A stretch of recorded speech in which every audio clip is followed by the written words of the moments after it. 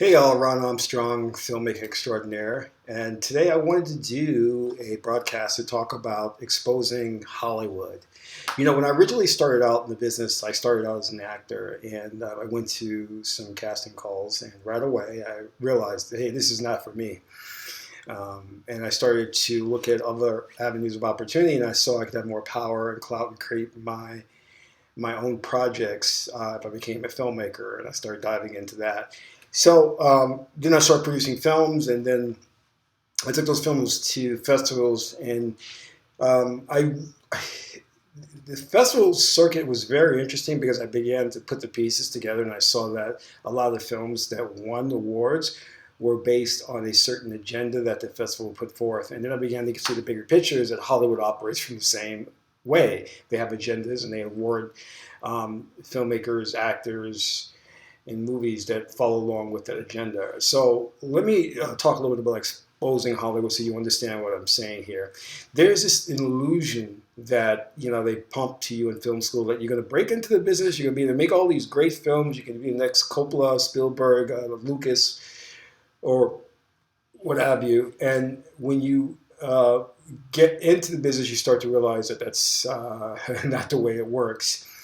And I think Orson Welles realized that very soon. He started out his career, he had a lot of success, and then after that, it didn't go according to his plan. Things didn't work out the way he thought they would, and he had trouble financing his films, even though he made Citizen Kane, which today is a classic.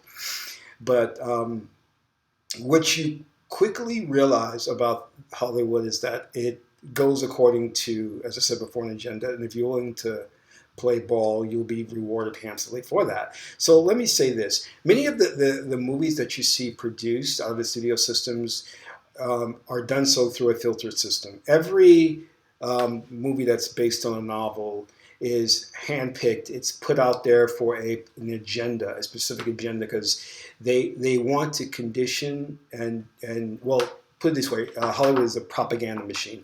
So it's very important as a global propaganda machine that they create a worldview that aligns with what they want the next decade to be about in terms of culture. You see, because universities in Hollywood pay major institutions to do research. And these institutions can be think tank organizations, or they can be universities, and they come out with the agendas. They pay them a lot of money, and it says in the next 10 years, the internet will be dominant, and independent filmmakers will have a platform to where they'll be autonomous. So, and then Hollywood looks at that, and then they come up with these fake companies and organizations that then try to circumvent that. You know what I mean? This is how it works. And I'm just giving you a high view of it. So when films are greenlit based on like a novel or like a comic book idea, it's done so for their specific agenda, and they need to make sure it aligns with that agenda. And the same thing goes for major actors. You see, what you won't have is you won't have Hollywood stars coming out speaking against their employers. They will talk about diversity, they'll talk about women's rights, they'll talk about gender equality, but they won't really tackle the truth of the matter is that you're being manipulated, you're being steered in a certain direction, and they want they're fighting for the real estate of the mind. They want to control the way you think and how you perceive the world and your reality, and they'll never address that issue. But what they will address is these little small issues, because what they want to do is they want to create conflict. Hollywood is notorious for creating conflicts. When you go back to the earliest times, like Birth of a Nation, you'll see that film itself started acts of terrorism. But yet that film is taught in film schools as something that's very brilliant, and it broke ground because it explored the close-up and things like that. Which, that's true, but we're still not dealing with the larger issue here. All right, so I've talked about how individuals get to where they are because they're basically not a threat to the system.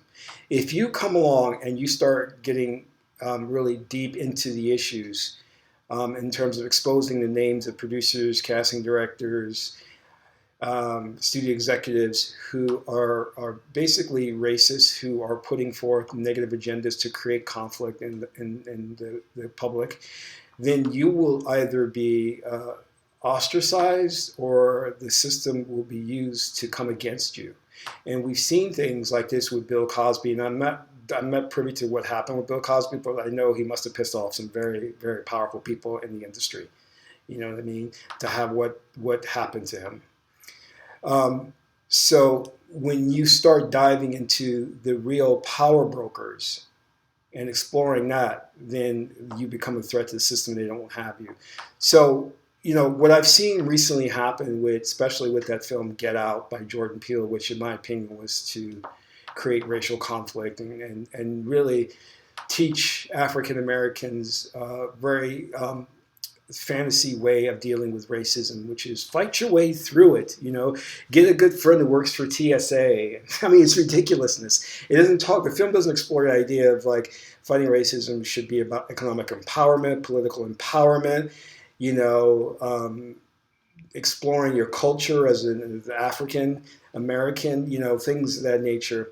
It doesn't deal with that issue. Rather, it says the source of your issue is this white person, or more specifically, this white woman, which it was catering to African American females because they have a certain way that they feel about interracial relationships. So it was catering to that. But what you'll find is with directors in Hollywood, when they produce their first feature film and it becomes very well known, and there's a PR campaign behind them to put that in the forefront, which Hollywood does because Hollywood wants you to accept these films, is that they make you believe that after these directors have done a successful film, that now they have power and clout. Now they're going to be players. And I'm speaking specifically of like these individuals who I'm going to name who are awesomely talented. And I have nothing against them, which is like Ava DuVernay, Jordan Peele, Steve McQueen, Lee Daniels, you know, Oprah. These are exceptionally talented people. But the problem with the system is they make you think like, oh, you know, Ava is up for the next Star Wars, or Jordan now is going to be doing the Avengers Part 6, you know. And the reality of the way the industry works is there is a ceiling for African American filmmakers. You don't have that you don't get that type of power and latitude within the industry. And I've learned that very quickly. You know, but yet the media machine wants to make you think that, and this is what they do with Hollywood starlets or, you know, African American actresses. They'll put them up on stage, they'll win their awards, and they'll say, if you work hard, we all can break in. It's an industry about opportunity. It's an industry that's fair. Your talent will shine. And I'm like, no, that's not true. That's not true. That's not how the industry works, you know.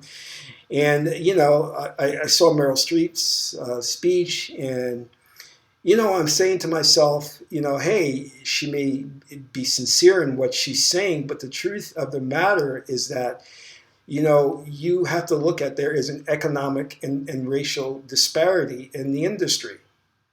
You know, Meryl Streep represents the upper echelon of actresses. And she's coming from a background of privilege and power. And, you know, she can do things within the industry that other actors who may be Latino, like Michelle Rodriguez or you know, who's out there, can't do the same thing that she can do. They're still not on the equal playing field. So to put forth that illusion that the talent that you have will rise to the top does not work. That's not what it's about. You know what I mean? And unfortunately, we're dealing with an industry that still operates based on class, race, and gender privilege. It does. There's no way to get around that. And to not speak of those issues and not call out the people who are responsible for that is irresponsible. But you got to understand that nobody is going to call out their employer, because then they'll stop getting checks written to them. They'll stop getting calls for parts in films. What the industry wants to do is put out the the stars so you can romanticize about them and think that because you may see a diversity, that hey, everything is equal, and diversity doesn't mean equality. So you may see them up on stage winning awards or in big movies, but that doesn't mean that they have the power to bankroll a number of productions.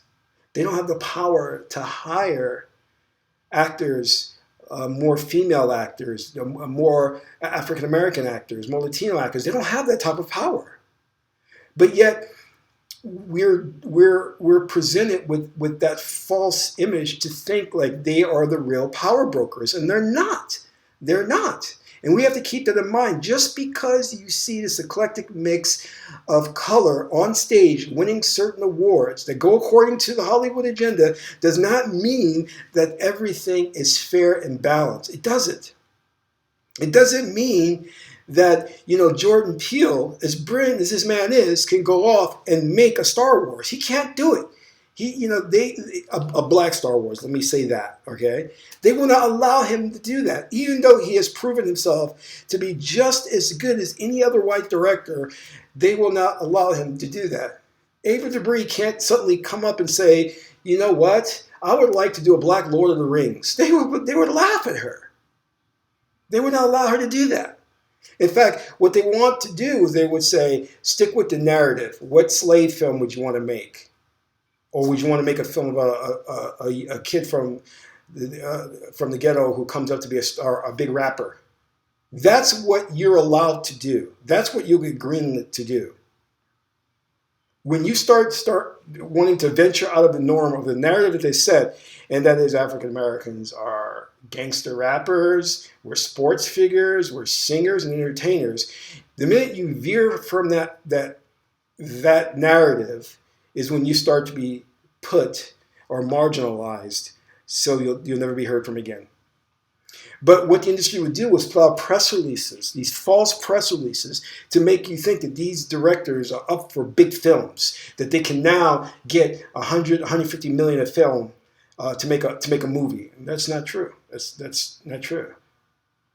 The system, the industry hasn't come that far enough, and it's operating based on clear lines of delineation. It's saying, this is your place, stay within these confounds, make movies about this, and everything will be okay. If you want to veer out of that, then we have a problem. I told you that Jordan Peele was only allowed to make Get Out because it vilified a white woman. That is the only reason that he was allowed to do that film. If the film had ended with the character of the black man who's an English actor getting together with Rose, the white woman, and having a happy and harmonious relationship toward the end of the film never got greenlit. They'd have been like, nope, we don't want that. I want you to think about that. So we're giving praise, and we're thinking that these directors and these stars have some semblance of power that is totally erroneous. They don't. They don't, not at all. And I want you to think about this too, and this is a message I'm going to keep putting forth because I think it needs a real big discussion within the African American community, is that we are being bombarded with the vilification of the black male image. Every image that we see of African American males has to be incorporated within the hip hop culture because they want to make hip hop culture black culture. Because if they can do that, there's more mind control that they can enact. Meaning what they can do is, the minute that we all are looked at as homogenous or one monolithic group, and that we accept that, then we can be easily controlled. But when we break off into different factions, or we have different views and opinions, and we don't go according to their norm or their objective, then we're harder to control in that way. So what's better way for them to oppress a people than to put forth a type of music that by its very nature is contrary to revolution, contrary to freedom, which doesn't lend itself to freeing yourself from oppression.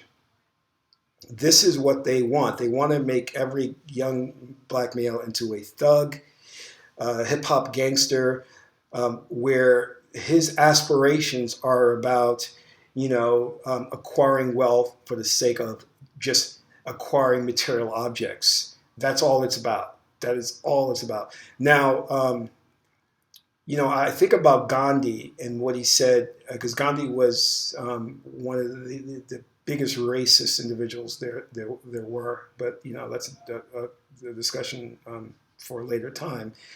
But one of the things he talked about was the African people, about how they seem to be just more interested in acquiring cattle and things like that than looking at the bigger picture.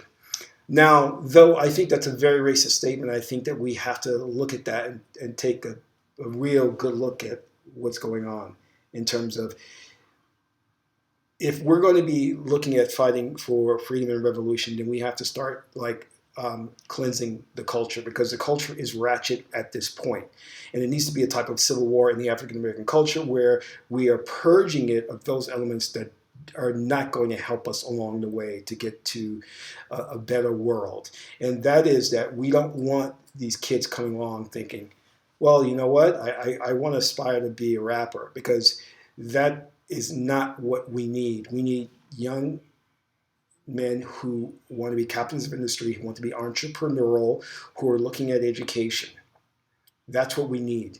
But yet, every time we turn around, we are bombarded with these images, and we're told that hip-hop culture is our culture. It is not. Hip-hop is working on a negative vibration where the beats, the lyrics are catering to individualism, is catering to the ego. It's about, right now it's become about drugs, Molly and Percocet. It's now become about acquiring as many women as possible, jet planes, trains, everything. And these rappers, what they become in the industry is they become unicorns, or they're individuals who achieve a certain level of success that, if you look at the statistics, their success is not something that many can mirror, meaning that less than 1% can achieve the success of a Jay-Z or a Puffy. You're not going to be able to emulate that type of success. And if you do, then you become part of the global elite. You become part of that plutocracy. And you're not going to have control into where you can bring about a true revelation, a revolution actually, or revelation of a thought, because you're going to have to disseminate information that is based on what they want you to say to keep us in check. Does that make sense? You follow what I'm saying? So the idea is that if we want to get out of the present situation we have to explore avenues of opportunity that everyone equally can achieve, not just individuals who are unicorns, who are out of the norm. They don't represent the typical people in that industry. Rather, they represent the exception. And that's not what you should be looking to aspire to be, But these individuals are plastered everywhere to keep you from achieving the real things that can help people, that can help us on a massive level.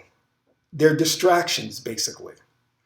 And this is, again, going back to what I was saying about, when you look at these directors and they put out these press releases, again, talking about what movies they're going to be going for, you start to think that, well, if I get into the industry, I break into the industry with a film, I'll have that same power and clout, and you won't. You won't.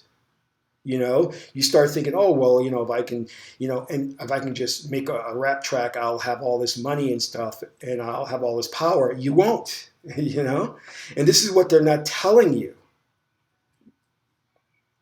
It's all like this big illusion to get you to focus on something as your objective that is so unattainable that it's ridiculous. Now, I'm not saying that you shouldn't aspire to be these things, but what I'm trying to tell you is that we have to look at, in the times of crisis, which is where we're at right now, put it this way, there's a reason why Obama spent 8 years in office and never helped African Americans. He put nothing in place to help African Americans. Why? It's because when a minority group is slated for extermination, which is exactly what is happening, you can't put together government programs to help them. There's no way you're going to help them. You can't give them reparations, because if you're trying to get rid of them, why give them reparations? You know what I mean? If you're really trying to make things equal in the industry, in Hollywood, then you'll start addressing the real issues and stop putting up these token figures that represent a big economic disparity. They represent not the typical people who get into the industry and make it, but they represent the exception. And they become what they become is buffers. So you're not going to achieve that same level of success. And again, like I said before, if you do, you're subject to putting forth their agenda. You're going to be on stage. You're going to be talking about how it's great, opportunities abound. It's all about diversity. It's all about your power. It's all about your magic. And you're never going to start looking at things in a realistic perspective and saying, you know what, I'm not going to buy into that. And here's how I'm going to hack the system. Here's how I'm going to get into the system. And here is what I'm going to do to change the system. And I spoke before in the earlier video, there are those who want to assimilate and those who want to get into the system and change the system. And we need to be working with those individuals who want real change and not those who just want to go along and perpetuate the current lies and deceptions. So as a filmmaker, as an actor, what I'm telling you is that explore the realities of what you're getting involved with. Look at it from a realistic perspective and not the BS hype that they put out there, and then start to see how not only you can hack the system, but when you get into the system, how you can make things better. You're going to be very limited in what you can say and what you can do because they're very good, because they have a whole media machine behind them of basically putting this wall up against you, of basically destroying your character and destroying who you are. But they're, sometimes small incremental changes can lead to a big change. You don't have to be, someone who's really outspoken like a Marlon Brando to change the system, but you can get into the system and hire good people behind you that can help change things. So I've hoped I've exposed a little bit about how the system works and what you can do. I don't want to present like this really bad picture of things, but what I want to let you know is that these people that are being put in front of you as what you can aspire to be like and what they're achieving in the industry, I want you just to understand that there is a world of difference between you and them, from an economic perspective, a racial perspective, gender perspective, and that gap needs to be closed. And the only way that gap can be closed if the truth is spoken about what is going on, and we work together to change the system so that there is more freedom to tell different stories, real stories about what's going on in the world, not the same old narrative that keeps being put out there. So hey, listen, that is all I have to say for now.